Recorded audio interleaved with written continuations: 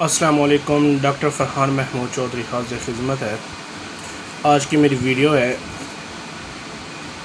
कि बकरी, बकरा, गाय, भैंस हद से ज़्यादा आटा, गंदम का आटा या फिर गंदम या ज़्यादा रोटियां खा लें तो उसकी जान ख़तरे में आ जाती है। तो उसको बचाने का कोई आसान सा नुस्खा। सबसे पहले कि जो वो खा चुका है वो उसने खा लिया है, सबसे पहले आप उसको कार्मिनेटिव मिक्सचर बाज़ार से मिलता है, ये बच्चों का जो मिलता है, इंसानों की दवाई है, 40 से 50 रुपए का ये सिरप आपको मिलेगा। कार्मिनेटिव मिक्सचर ये आप 20 cc उसको पिला दें और उसको हल्का हल्का सा चलाएं फिलाएं और उसको जितना हो सकता है पानी की कमी ना होने दें, क्योंकि इस सूरत में उसको मोशन लगेंगे और अगर मोशन लग गए और मोशन लगने के साथ साथ उसको डिहाइड्रेशन हो जाएगी तो उसका बचना मुहाल हो जाएगा। इसलिए आपने मेरे दोस्तों कोशिश करनी है कार्बोनेटेड मिक्सचर दें, उसके साथ साथ ORS या ग्रे वाटर ये दें उसको। इसी के साथ उसको मोशन शुरू हो जाएंगे।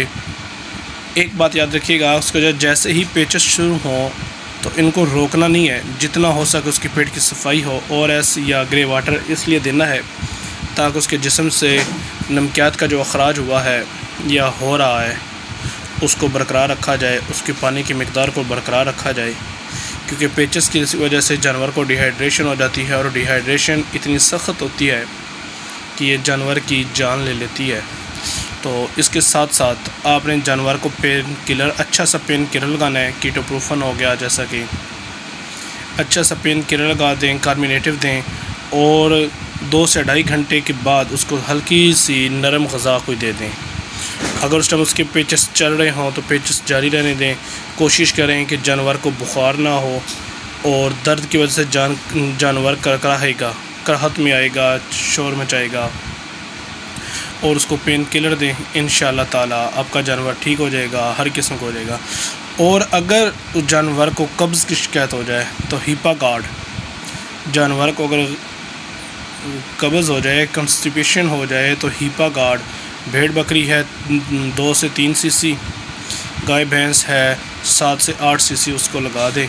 इंशाअल्लाह ताला बफ़ज़्ल खुदा ये उसको मुकम्मल तौर पे ठीक कर देगा, आपके जानवर का नुकसान नहीं होगा। दुआ में याद रखिएगा। डॉक्टर फ़रहान महमूद चौधरी। अल्लाह हाफ़िज़।